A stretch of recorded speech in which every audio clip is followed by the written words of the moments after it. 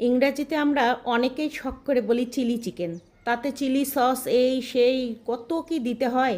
আর আজকে আমি রান্না করব দেশি স্টাইলের ঝাল চিকেন। তো দেশি স্টাইলের ঝাল চিকেনটা দেখে নেন, ভীষণই সুস্বাদু আজকের এই রেসিপি। আসসালামু আলাইকুম, আশা করছি সবাই অনেক ভালো আছেন। আমি জাকিয়া সুলতানা পাঁচ বিবি থেকে বলছি। তো স্কিন সহ এখানে লেয়ার মুরগি নিয়েছি, 1.5 কেজি ওজনের একটা মুরগি আছে। তো এই পুরাটাই আমি রান্না করব। এটা কেটে ধুয়ে ফ্রেশ করে রেখেছি। আর এখানে 1 মুঠ শুকনা মরিচ নিয়েছি, আর নিয়েছি এখানে কালো এলাচ, সাদা এলাচ বেশ কিছুটা, 1 টেবিল চামচ জিরা, আর নিয়েছি একটা কিছুটা দারচিনি, আর 4টা নিয়েছি এখানে আমি লং, 4-5টা মতো, আর ওই 15-20টার মতো গোলমরিচ, আর একটা বস। তো কড়াইয়ে আমি এখানে অল্প একটু তেল দিয়ে মরিচটা আগে ভেজে নিচ্ছি, তারপরে বাকি মশলাগুলো দিয়ে হালকা করে ভেজে নেব। সঙ্গে 1 মুঠ পেঁয়াজও দিয়েছি। গাঢ় করে ভাজতে হবে না, হালকা একটু ভেজেই মশলাগুলো আমি তুলে নেব, নিয়ে ঠান্ডা হতে দেব। আর বন্ধুরা, সবাই আমার চ্যানেলটিকে সাবস্ক্রাইব করে দিবেন প্লিজ। আর ভিডিওটিতে একটি লাইক দিয়ে অবশ্যই পুরো ভিডিওটি দেখে নেবেন। এবং যারা সাবস্ক্রাইব করেছেন তাদেরকে জানাচ্ছি অসংখ্য অসংখ্য ধন্যবাদ।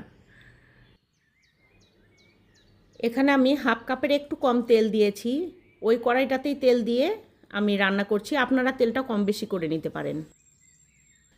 পেঁয়াজ কুচি দিয়ে দিয়েছি, পেঁয়াজ কুচির সঙ্গে একটুখানি গোটা জিরা ফোড়নে দিয়েছি।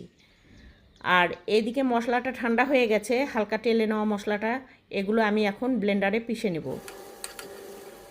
আর এটা পেঁয়াজটাও ভাজা হয়ে গেছে, মশলাগুলো এখন দিয়ে দেবো, ব্লেন্ডারের মশলাগুলো। ব্লেন্ডারের পটটার সঙ্গে অনেকগুলো মশলা লেগে আছে, তো যতটা পারছি বের করে নিয়ে বাকিটা একটুখানি পানি দিয়ে ধুয়ে এখানে দেব।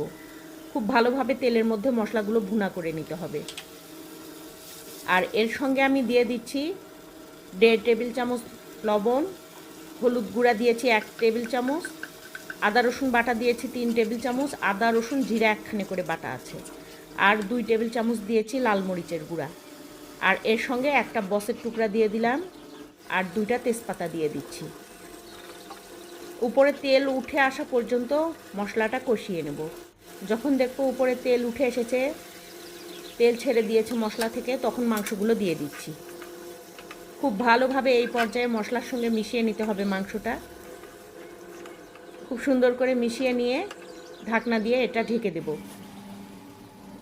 চুলার জালটা হাই ফ্লেমেই আছে। আর এই যে মিনিট 15 বাদে ঢাকনাটা ওপেন করেছি, মশলাগুলো নিচ থেকে লেগে যেতে চাচ্ছে, একদম তেল ছেড়ে দিয়েছে। মাংস থেকে যে পানিটা বের হয়েছিল সেটা একটু গায়ে গায়ে পানি আছে, যেহেতু মশলার ঘনত্ব বেশি, নিচে একটু লেগে যাচ্ছে। তো সেই জন্য বারবার করে এটা দেখে উল্টে পাল্টে দিতে হবে। আর এখানে বড় সড়ো একটা লেবু নিয়েছি, এটা একটু পাকা লেবু। পাকা লেবু কিন্তু টক কম হয়, ফ্লেভারটা খুব ভরপুর থাকে। তো একটা লেবুর লেমন জুসটা আমি বের করে নিয়েছি, সেটা এখানে দিয়ে দিচ্ছি। আজকে আমি টক দইও অ্যাড করিনি, গুঁড়া দুধও অ্যাড করিনি, কিংবা গরুর তরল দুধও অ্যাড করিনি। শুধু লেবুর রস দিয়ে এইভাবে মশলা বেটে রান্না করলে দুর্দান্ত হয়। চাইলে এটা শিলপাটাতেও মশলাটা আগে বেটে নিতে পারেন, যেটা আমি ব্লেন্ডারে বেটে নিয়েছি। আর দেখতেই পাচ্ছেন এখনই কত সুন্দর একটা লুক এসেছে। আর এখানে আমি 2 কফি মগ ভরে পানি দিয়েছিলাম, মাংসটা খুব সুসিদ্ধ হওয়া পর্যন্ত পানি দিয়ে কষিয়ে নিয়েছি ভালোভাবে। আর একটু ঝোল ঝোল রাখবো, খুব বেশি শুকনো খটখটে করব না আজকে। দিয়ে দিলাম উপর থেকে ভাজা জিরের গুঁড়া। মাংসটা এই পর্যায়ে সিদ্ধ হয়ে গেছে। আর এখন আমি বেশ কিছুক্ষণ ঢাকনা দিয়ে ঢেকে আবারও জাল দিয়ে নিব, যাতে ভাজা জিরার গুঁড়াটা মাংসের মধ্যে ফ্লেভারটা ছড়িয়ে পড়ে। আর 3টা কাঁচামরিচ দিয়ে ঢাকনা দিয়ে ঢেকে দিলাম। মিনিট 5 জাল দেওয়ার পর এই যে এরকম হয়েছে, গ্রেভিটাও অনেকটা ঘন হয়ে গেছে, দেখতেই পাচ্ছেন।